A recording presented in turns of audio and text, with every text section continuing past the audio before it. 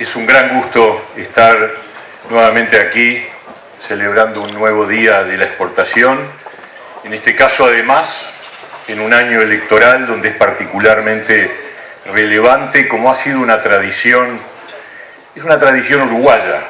Es decir, una de las cosas que adornan a la cultura política uruguaya es que cada vez que viene una campaña electoral vienen solicitudes de enorme cantidad de organizaciones, entre ellas, por supuesto, nada más y nada menos que la Unión de Exportadores, que le piden a los candidatos y a los partidos que se presentan a pedirle el voto a la ciudadanía, que les digan qué es lo que pensamos, qué es lo que creemos, qué es lo que haríamos si nos tocara gobernar.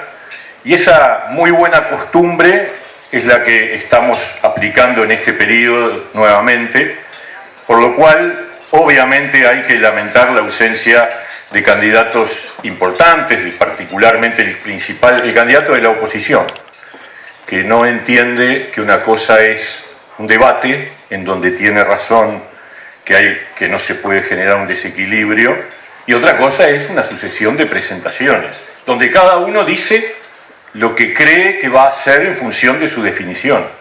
Y por cierto, entre los 4 candidatos que representamos hoy los partidos que integran la coalición de gobierno, hay diferencias, hay matices, hay acentos y hay discrepancias, obviamente, y por lo tanto está bueno que la ciudadanía pueda establecerlos, medirlos, conocerlos y tomar la decisión de la manera más informada posible. Lamentablemente nos estamos quedando sin esa otra voz que es tan relevante porque representa una parte importante de la voluntad ciudadana y bueno, cada cual asume la responsabilidad y la consecuencia de sus decisiones. Nosotros tenemos un país que tiene un capital acumulado extremadamente relevante que hemos construido entre todos los uruguayos durante mucho tiempo. Tenemos también la obligación de cuidarlo. Estabilidad institucional, democracia ejemplar, somos una de las pocas democracias plenas del mundo. Hoy en día esto adquiere cada vez más un valor diferencial, lamentablemente, en este mundo que estamos viviendo. Certeza jurídica, equilibrio económico, una expansión del gasto social que ha permitido que Uruguay fuera uno de los primeros estados de bienestar del mundo y que en los sucesivos gobiernos se ha ido acumulando y sumando nuevas experiencias para consolidarlo y desarrollarlo, con un fuerte impulso a sostener a los más débiles. Y todo eso es lo que de alguna forma tenemos que preservar. Y vale la pena decir que todos estos valores están hoy en riesgo ante una iniciativa plebiscitaria que tendría un carácter absolutamente explosivo sobre el conjunto del Uruguay, no sobre la seguridad social. La seguridad social que reformamos el año pasado para darle certezas, sostenibilidad y equidad al futuro de las jubilaciones y pensiones de las nuevas generaciones, porque además está pensada en función de las nuevas generaciones, no en función de los actuales jubilados, sino para adelante. Esto que se ha promovido y que ahora está arriba de la mesa y va a estar en debate el día del 27 de octubre, porque va a ser sometido a plebiscito, sería un elemento que dinamitaría todos estos valores simultáneamente, no solo el tema de las jubilaciones y su déficit, sino que perderíamos la imagen de certeza jurídica, perderíamos la credibilidad, perderíamos el grado inversor, perderíamos la certeza de los contratos y además estaríamos estafando a 1,5 millones de uruguayos con respecto a sus ahorros, que son ahorros propios con nombre y apellido, de personas que tienen sus cuentas a las que aportan cada mes con su trabajo para asegurarse un complemento jubilatorio en el futuro. Todo eso está en juego. Algunos dicen que esto es incluso más importante que quién va a ganar la elección. Y yo les diría, si si efectivamente, como yo estoy convencido, este plebiscito disparatado, es una bomba de fragmentación que se le pone al Uruguay y de alguna manera tiene reminiscencias de lo que se hizo en el vecino país hace una década y media, no está tan alejado de la realidad.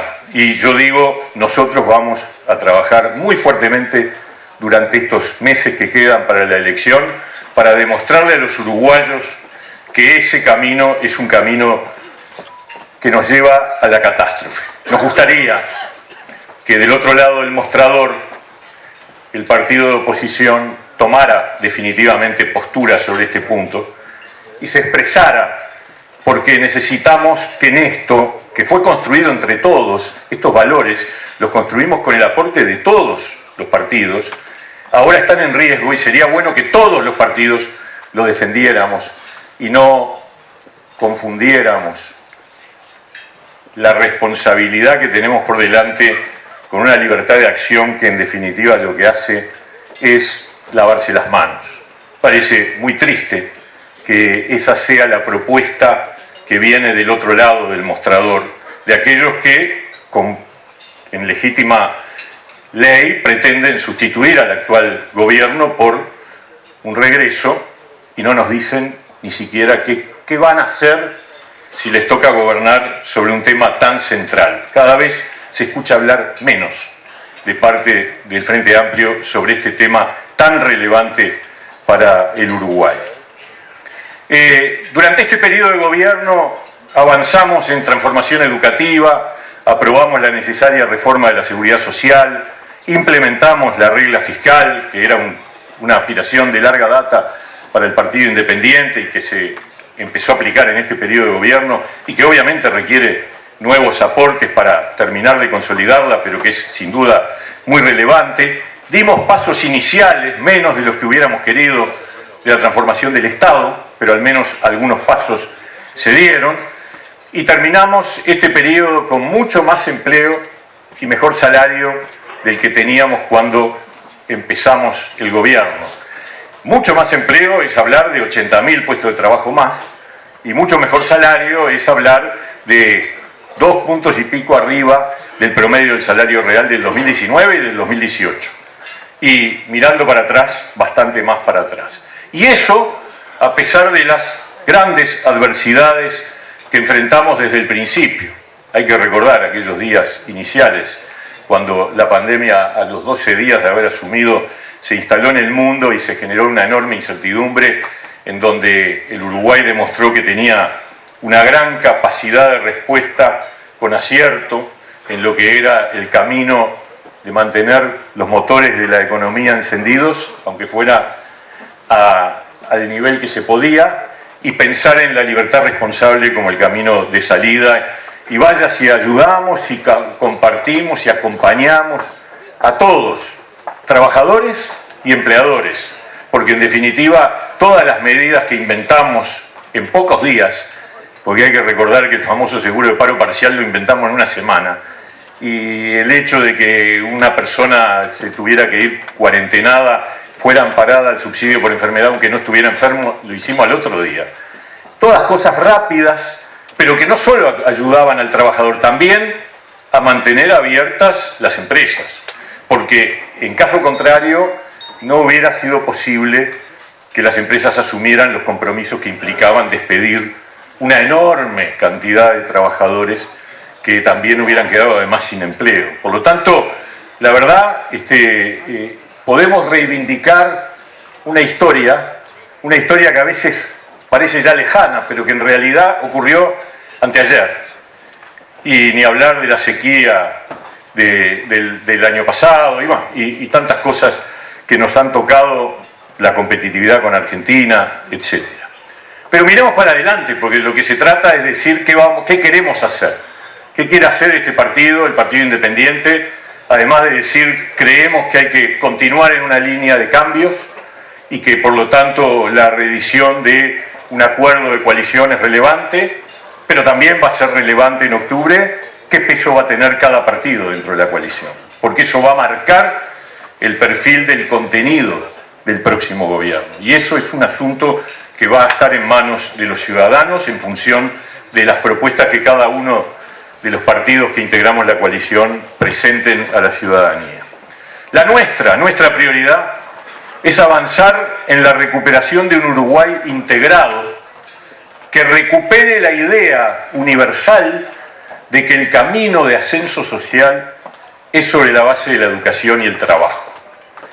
Para todos los que estamos acá parece obvio, pero no es así para una parte de la población uruguaya, lamentablemente, en los últimos años. Y eso significa impactos en la seguridad, impactos en la convivencia, afectación de lo que significa que mucha gente empieza a pensar que para salir adelante tiene que ir por el costado de las reglas, tiene que ir por el camino oblicuo. Entonces es fundamental recuperar la confianza en que para salir adelante lo que importa es educarse y trabajar. Y no es casual que esto nos haya ocurrido. Esto tiene que ver con tres componentes que no de los últimos años, ni de este gobierno, ni de los anteriores, que viene de décadas. Tres indicadores que nos golpean fuertemente en la realidad y que no hemos podido resolver, y que hay que empezar a resolver de una vez por todas. O mejor dicho, algunos de ellos hemos empezado a resolver en este periodo de gobierno. Uno, que entre los niños la pobreza sea el doble que la que existe en el conjunto de la población.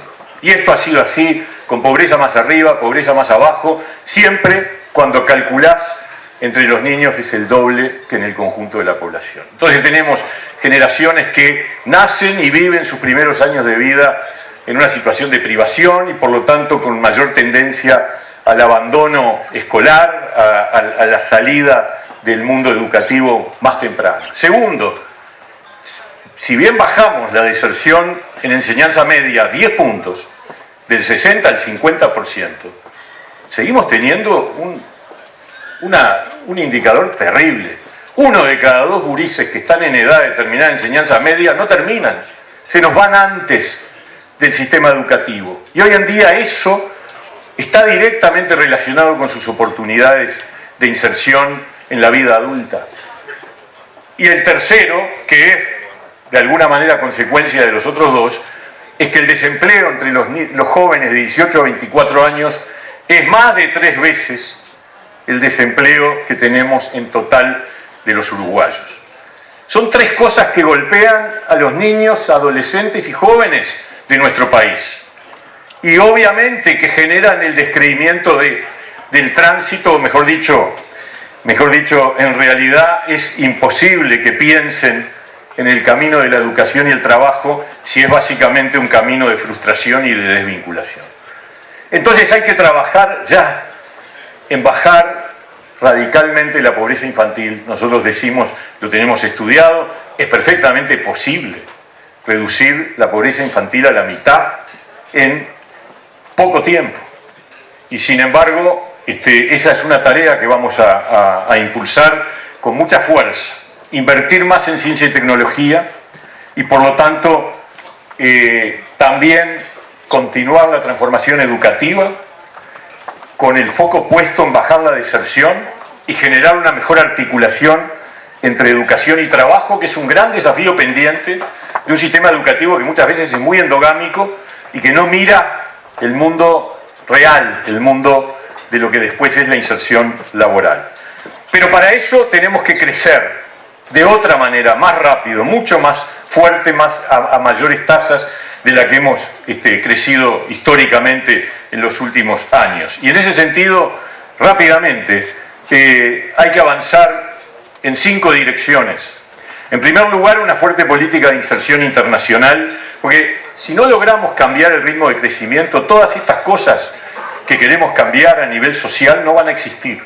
Y el Uruguay va a seguir siendo, o va a empezar a ser cada vez más problemático desde el punto de vista de su integración. Y ese país integrado que se construyó entre todos corre riesgo. Por lo tanto, la llave es el crecimiento. Y el crecimiento tiene que ver con un aumento de la inserción internacional muy fuerte, que tiene que estar al servicio del crecimiento productivo, con fuerte vinculación con las agroindustrias y las tecnologías de la información, para aumentar el valor agregado de nuestra producción y actividad. Es verdad que no nos podemos ir del Mercosur, pero tampoco nos podemos quedar maniatados. En ese sentido, el presidente ha sido un impulsor muy claro de una política de presionar dentro del Mercosur. Pero yo creo que la discusión sobre la continuidad en el bloque no está en discusión, pero sí podríamos discutir el estatuto. No tiene por qué estar fuera de la agenda un debate sobre cuál es nuestro estatuto dentro del bloque. Tenemos que avanzar en el acuerdo transpacífico, tenemos que avanzar en modalidades muy diversas de acuerdos de libre comercio o otras modalidades, pero que en definitiva nos permitan tener la certeza de que nuestra producción pueda salir con más fuerza, con menores aranceles, con menores puntos de afectación en lo que significa el acceso a terceros mercados, que es fundamental para el crecimiento. Si no hay eso, y en eso ustedes, la Unión de Exportadores, tienen un papel fundamental. En segundo lugar, tenemos que mejorar sustancialmente la competitividad de nuestras cadenas agroindustriales, promoviendo el crecimiento y la incorporación del valor al desarrollo productivo, con una idea que incorpore nuevas tecnologías sustentables. En tercer término, hay que crear un nuevo ciclo expansivo de inversiones, que implica un desempeño económico que nos permita seguir aumentando la captación de inversión, tanto nacional como extranjera, y para eso es muy importante que la COMAP tenga un ritmo mucho mayor, mucho más rápido, mucho más ágil en la definición de los casos que se someten a consideración. En cuarto término, tenemos que desarrollar medidas profundas y permanentes de mejora de la productividad. En el Ministerio de Trabajo instalamos el año pasado una mesa de productividad con empresarios y trabajadores, porque la mejora de la productividad está asociada a la incorporación de tecnología, está asociada a la innovación, pero también está asociada a los acuerdos laborales. Es necesario construir lógicas que permitan acordar entre empleadores y trabajadores acuerdos de mejora de productividad, porque es la única manera de sostener el empleo y el salario y la rentabilidad de las empresas simultáneamente. El ganar-ganar se construye sobre los acuerdos de productividad y en ese sentido estamos trabajando fuertemente para eso. En quinto término, pero no menos importante, es la transformación del Estado para ponerlo al servicio de la gente. Debemos fortalecer los instrumentos de transparencia de la gestión pública, la JUTEP y el Tribunal de Cuentas.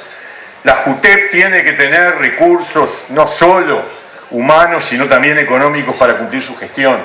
No puede ser un archivador de declaraciones juradas, tiene que cumplir tareas mucho más relevantes, pero para eso necesita recursos. Y el Tribunal de Cuentas no puede simplemente observar y ver cómo todas las observaciones son resueltas por la vía de reiteración del gasto. Acá hay que distinguir, hay gastos y gastos. Yo digo, no se puede paralizar el Estado, pero decisiones sobre recursos muy importantes que suponen gastos tan grandes como, por ejemplo, significó que la Torre de Antel se construyera con todos los gastos observados por el Tribunal de Cuentas sin que se atendiera ninguna de esas observaciones. Eso no puede ocurrir. Gastos por encima de cierto monto tienen que tener efecto suspensivo, la observación del Tribunal de Cuentas, porque si no, ¿para qué está? Y entonces que el administrador se haga cargo de levantar la observación y no de seguir adelante como si no pasara nada, porque entonces ¿para qué tenemos un Tribunal de Cuentas? Finalmente quiero decir que tenemos la prioridad de que este proceso de crecimiento deba hacerse con el cuidado ambiental y la necesidad de formalizar un sistema nacional ambiental. Cada vez más la inserción internacional, y la Unión de Exportadores lo sabe bien, y el comercio internacional estarán condicionados por el cumplimiento de estándares ambientales cada vez más exigentes y abarcativos, y nosotros tenemos que seguir avanzando. Acá ha habido avances importantes desde el punto de vista de nuestro país, incluso la emisión de bonos ambientales. En fin, podríamos seguir. Les voy a dejar el programa de nuestro partido que estuvo recientemente aprobado y les agradezco mucho por la invitación y bueno, los mejores deseos para todos en este año donde se juega el futuro del país.